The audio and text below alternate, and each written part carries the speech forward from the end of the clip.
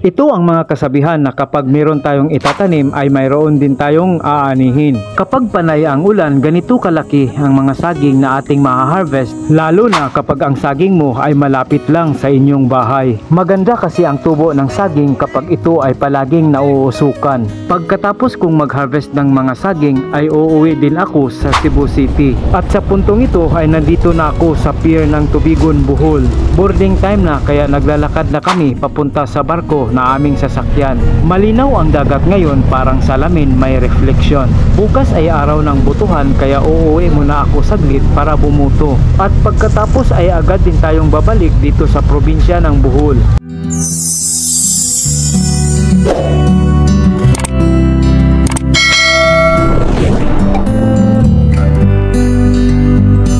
Sa isang maaliwalas, tahimik at malamig na umaga, maaga pa lang ay nilalakbay ko na ang daanan papunta sa bahay ng aking pinsan na si Doming. Magha-harvest kami ng saging ngayon na nasa gilid lang sa kanilang bahay. Ito ang mga sinasabi sa atin sa mga matatanda na kapag meron tayong itatanim ay meron din tayong aanihin. Kaya sa araw na ito ay samahan nyo akong mag-harvest ng saging.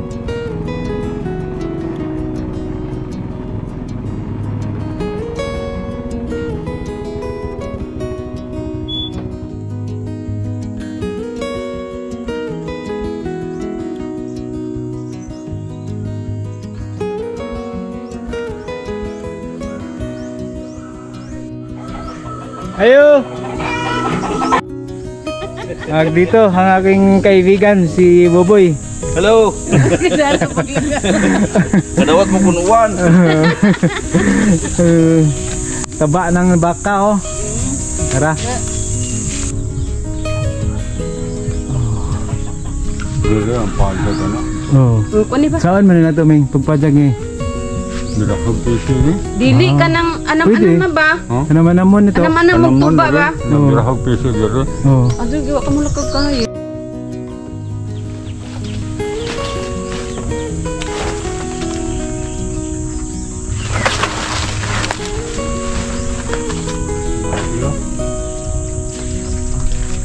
Ha? Ha? Iyo boss. Iyo boss? Di mo niya alam sa una boy nga nito imudag ko. Na may katong kahoy. Gulo. Sa una Eh sa agi. Anara? magagmay bitaw. Kuha mo ko Richard. Dami lungagon eh. Ano yung mga kudakan po? Dito kagimo na dagto. Di sutaon po sa ani ba? Dami manig. Lami manig tamis. Lami manig maisauna. Na buyag mo saging. Saging na. Panag saging nga nga di ito ha. Yuta. Imbitos maninay nga. Ramni. Ukirag mga. Wow, tigil ba? Ako sa basan mo panagsa. Tuig wala ka tilaw na ka. Dali ra ko ni sag. Ato na kuming. Salamat kayo, Ming ha. Salamat bro. Oo. Bye. Bye, Pin. Salamat kayo. Okay, Ming. Pin. Oh, sige. Bye. At sa puntong ito ay mayroon din kaming hina-harvest na saging na malapit lang sa bahay ng aking pinsan na si Michael. Hello, Jake. Kasama na yung pag-on, ano eh?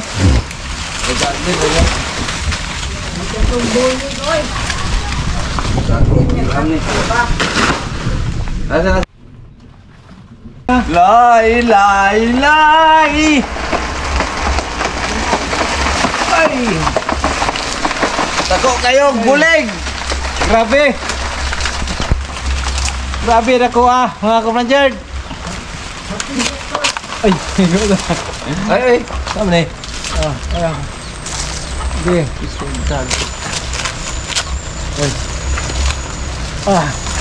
Pasa. Grabe mga kapranjard, ako Na. Nahinggan mga kapranjard, oh.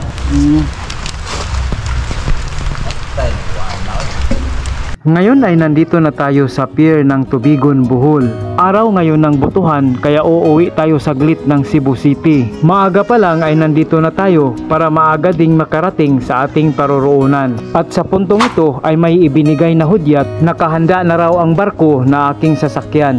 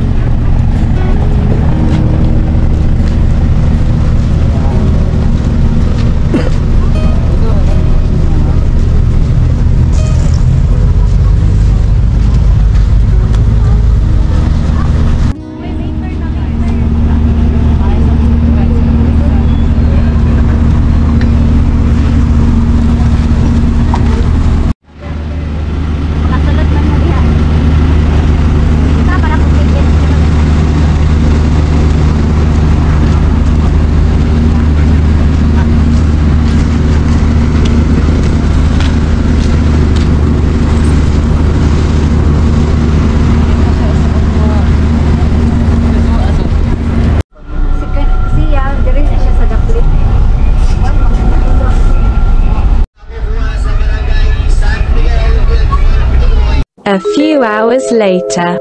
Pagdating ko ng Cebu City ay agad kong pinuntahan ang lugar ng botohan. Nagsidatingan na ang mga botante. Sa dami ng taong bumuboto, kailangan mong dalhin ang sipag at tiyaga sa pagpila. Samahan mo pa ng pasensya para magtagumpay ka. At sa puntong ito ay may marka na ang daliri ko. Paglabas ko ay lalong dumadami ang mga botante. At sa puntong ito, ako ay pauwi na sa aming bahay. Babalik kasi agad ako ngayon sa Bohol. At bukas may guest akong nakaschedule sa Kubo Cottage. Kailangan kong makabalik agad para sa aking preparasyon. At sa puntong ito ay nandito na ako sa Fair Trace ng Cebu City. Sasakay na naman ako ng barko papuntang Tubigon, Bohol. Ngayon ay nandito na ako sa shuttle bus at dadalhin na kami papunta sa barko na aming sasakyan.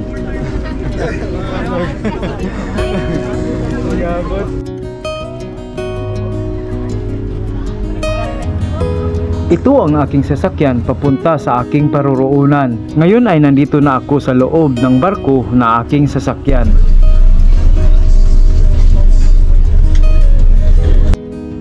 At sa puntong ito, pagkalipas ng ilang oras, ay narating din namin ang pantalan ng Tubigon, Bohol.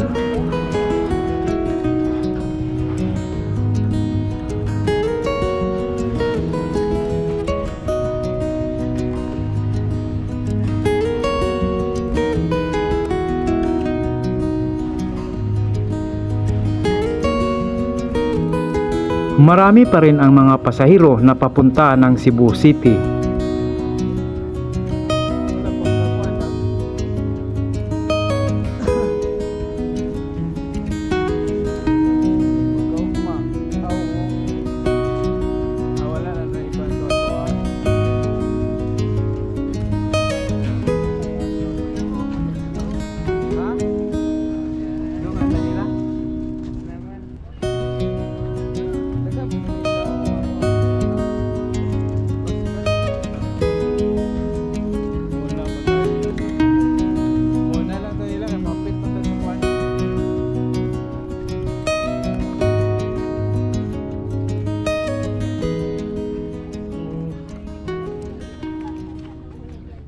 Consequences.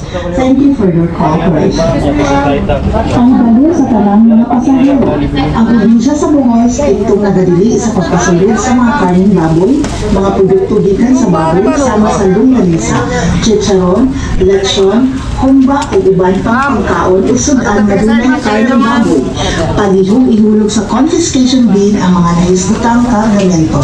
Ang dili mo sunod sa mga pahimangno, pahamtangan o multa. Daghang salamat. The passage and transportation of pork and by-pork products into the province of Bohol are strictly legal consequences. Thank you for your cooperation. Paibalo sa tanang mga pasahero. Ang Pagdating namin ng Tubigon, Bohol ay agad kaming sumakay ng bus papuntang Calape. Pagkalipas ng ilang minuto ay nandito na kami sa lungsod ng Calape.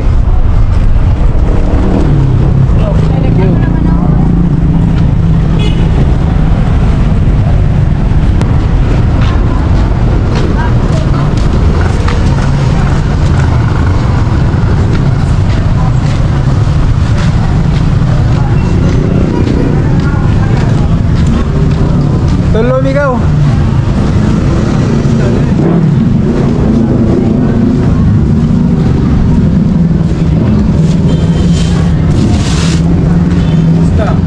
Okay na. Jadi kakek.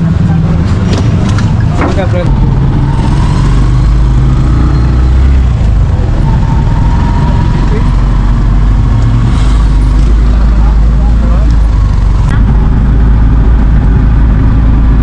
Buto mga kapadyard natay dibuling balik na punta sa Pangdakan ikan Taxibo.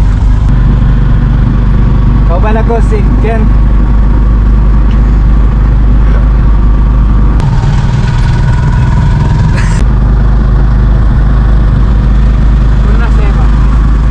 Sige matatao pa anak na ba? Di ba? Pero no last hapon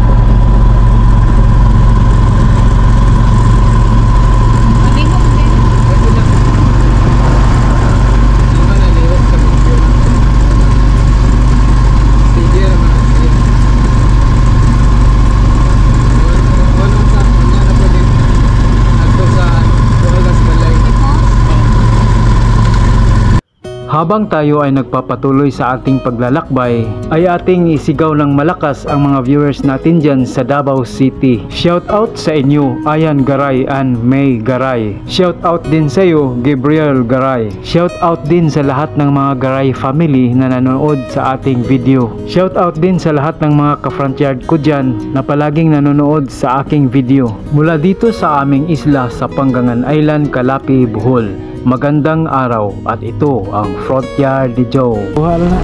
Ano sa? Ito ko na to. Kapilitan. Nasa ako. Nabat ay si ko ana. Hindi! Ako lagi. Mama? Si mama. Asa na si kuya ako mali? Okay. Ay, hindi na. Kaya anak day? Sa Jinit. Ano naman? Jinit ay. Day. Ano, hindi naman ako. Ay, magilong agay. Saging loyang. Oo. Dalibi ka na.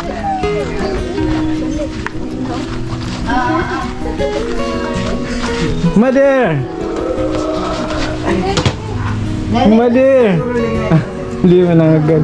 Hindi mo nang agad ko na si Mother. Hello! Wa sa mood. Hello! Mama!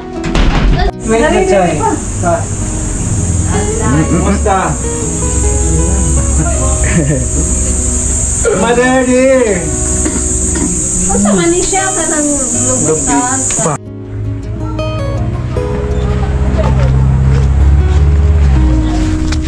Sa mani? Oh, kadaghan. Saging. Luyang.